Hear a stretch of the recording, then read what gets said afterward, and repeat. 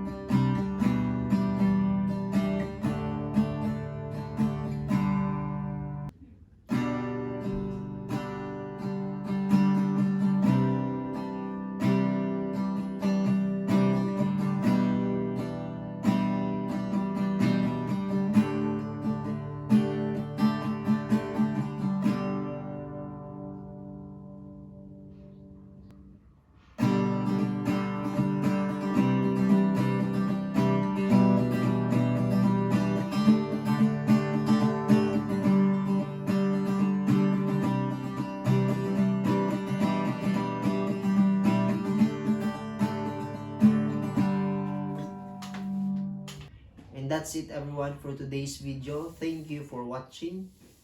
Don't forget to hit the subscribe button and the notification bell button para updated kayo sa ating mga future uploads. And if you have a request song, just comment down below. Thank you for watching and God bless.